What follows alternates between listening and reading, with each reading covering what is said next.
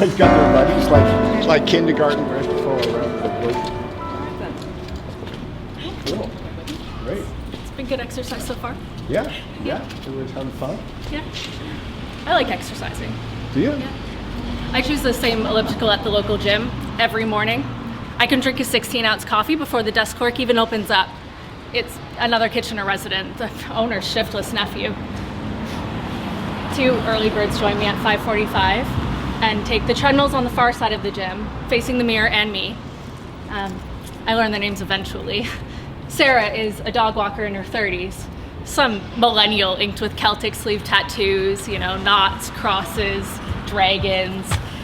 In contrast, a small woman, Marta, in her 75, 80 years old maybe older, just walks silently on her treadmill, always tugging at her long sleeve shirt. I saw it once. Marta's tattoo, it was like Sarah's, black ink, but the difference is disturbing, unnerving, I'd say. Across her forearm, the print was unmistakable. It said A15410. I began to resent that blue-eyed, tatted young woman. She had Sarah's sweat, her long stride, her bantering with the desk clerk, and especially her indifference to her neighbor. Brown-eyed Marta would just wait patiently, quietly on her treadmill. She'd lie the newspaper on the console, either the Canadian Jewish News or the Kitchener Citizen. In contrast, Sarah's reading materials, eclectic and loud. She would drop paperbacks on the floor and curse as she turned the page of the latest Stephen King novel and snap the elastic on her tight gym shorts, often to the rhythm of her gait. I would spend my workout fantasizing about the two. I'd imagine hitting the stop on Sarah's treadmill, just causing the running deck to halt and throw her to the floor. I'd imagine her broken limb decapitating that dragon with its open mouth and fangs that orbit her elbow. In contrast, I would imagine befriending Marta. I would listen to her stories over coffee or bottled water at Balzac's, or their melt-in-your-mouth ladyfingers. I would serve as a witness to her prior grievances and promise to be grateful for my idyllic past. One that didn't include SS teams or exterminations or dehumanizing regulations.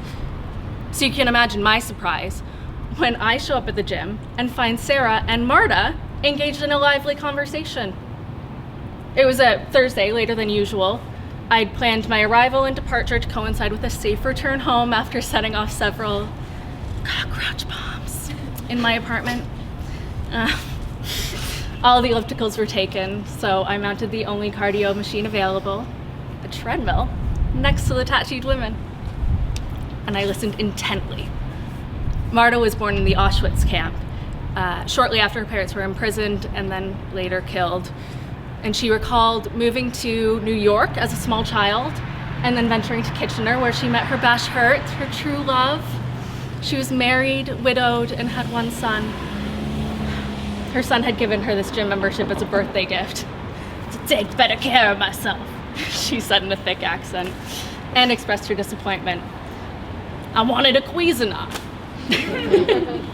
and hid the memberships in a kitchen drawer somewhere.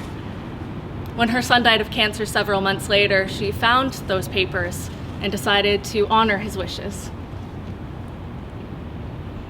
Sarah just nodded and flipped a purple strand off her face.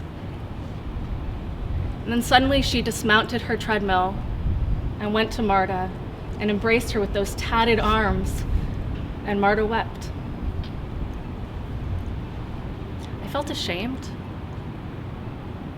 So the next day, I arrive at the gym with my 16-ounce coffee and a book. It was a Friday. I knew Marta wouldn't be there. And when I was done my workout, I dismount the treadmill and approach Sarah and wait. She stops and looks at me expectantly.